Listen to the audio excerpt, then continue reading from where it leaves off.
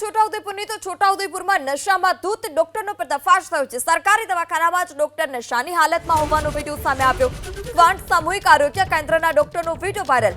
નશામાં ધૂત ડોક્ટરનો વિડીયો બનાવી અને વાયરલ કરવામાં આવ્યો છે। બીપી અસ્મિતા આ વાયરલ વિડીયોની પુષ્ટિ નથી કરતી। તો છોટાઉદેપુરમાં નશામાં ધૂત ડોક્ટર હોય તે પ્રકારનો આ વિડીયો સામે આવ્યો છે। સરકારી દવાખાનાના ડોક્ટર આ પ્રકારે નશાની હાલતમાં હોય તે પ્રકારના આ દ્રશ્યો આ વાયરલ વિડીયો સામે આવ્યો છે ને એબીપી અસ્મિતા આ વાયરલ વિડીયોની પુષ્ટિ નથી કરતું। સરકારી દવાખાનામાં ડોક્ટર નશાની હાલતમાં હતો ત્યારે દારૂબંધીના લીરે લીરાવતા હોય તે પ્રકારના આ દ્રશ્યો પણ સામે આવ્યા છે કે ખુદ તબીબ છે, લોકોના સ્વાસ્થ્યને સારું કરવા માટે તેઓ ત્યાં બેઠા હોય છે, પરંતુ હવે આ લોકોના સ્વાસ્થ્ય સાથે ચેડા કરતા હોય તે પ્રકારના આ દ્રશ્યો સામે આવે છે। કારણ કે નશામાં ધૂત આ ડોક્ટર છે અને કેટલા લોકોને તેણે નશાની જ હાલતમાં સારવાર કરી તેને લઈ પણ હાલ અત્યારે સમગ્ર માહિતી સામે આવી છે। ત્યારે સરકારી દવાખાનામાં ડોક્ટર નશાની હાલતમાં હોય તે પ્રકારના આ દ્રશ્યો। સાહેબ તમે દારૂ પીને છે એટલે વળે ઉતારીએ વિડિયો હાવ તમારો ગડડાક ખાઈ છે હાવ દારૂ પીધેલો છે ને સાહેબ મેન સાહેબ કવાટ પેલું પીએસસી માં બરાબર ને પીએસસી માં છે ને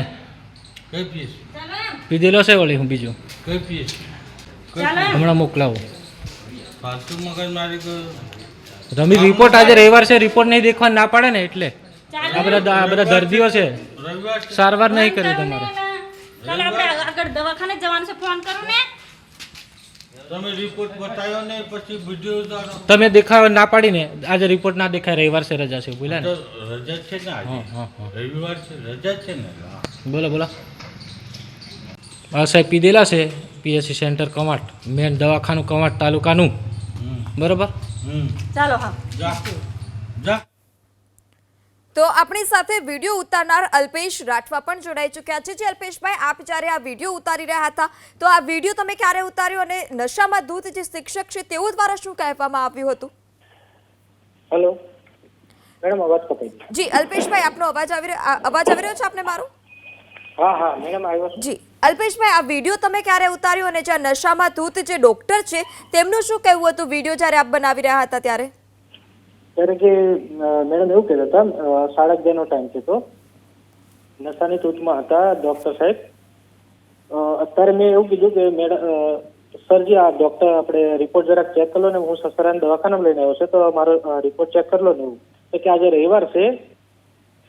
હેલો જી અલ્પેશભાઈ રવિવાર છે તો આજે ચેક ના થાય તમે બીજા દવાખાનામાં લઈ જાઓ એવું જ કીધું મને। અને પીધેલી એવી એટલી હાલતમાં હતો કે એને બોલવાનું એ ભાન નતું એવી હાલતમાં હતો।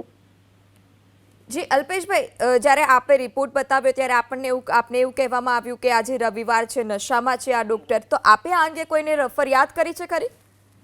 ના ડાયરેક્ટ મેં એવું જ કીધું કે પછી કઈ નહીં વાંધો નહીં મેં તમારો વિડીયો બનાવી લઉં કારણ કે કોઈ હતું જ નહીં કઈ સરકારી દવાખાનામાં લોકો આદિવાસી વિસ્તારમાં છે એટલે કઈ તો કોઈ બીજો સાહેબ તો હતા નહીં અને નર્સ મેડમ હતા એ નર્સ મેડમે ફોન કરીને એમને બોલાવ્યા પછી આવ્યા પછી પણ એટલી બધી હાલત ખરાબ હતી કે એમને બોલવાનું ભાન નતું। જી અલ્પેશભાઈ આપે માહિતી આપી તે બદલ આભાર। તો છોટાઉદેપુરમાં નશામાં ધૂત ડોક્ટરનો પર્દાફાશ થયો છે ત્યારે આ નશામાં ધૂત આ ડોક્ટર કેટલા લોકોના આરોગ્ય સાથે ચેડા કર્યા છે તેને લઈ પણ જાંચ થવી ખરેખર જરૂરી છે। લોકો બીમાર હોય છે દવા લેવા માટે આરોગ્ય કેન્દ્રમાં જતા હોય છે પરંતુ જે ડોક્ટર છે તે ખુદ નશાની હાલતમાં છે ત્યારે તે દર્દીઓને કઈ રીતે સારવાર કરે તેને લઈ પણ અનેક સવાલ ઉઠી રહ્યા છે। ત્યારે દારૂબંધીના લીરે લીરા ઉડાવતા આ ફરી એક વખત દ્રશ્યો સામે આવ્યા છોટાઉદેપુરમાંથી।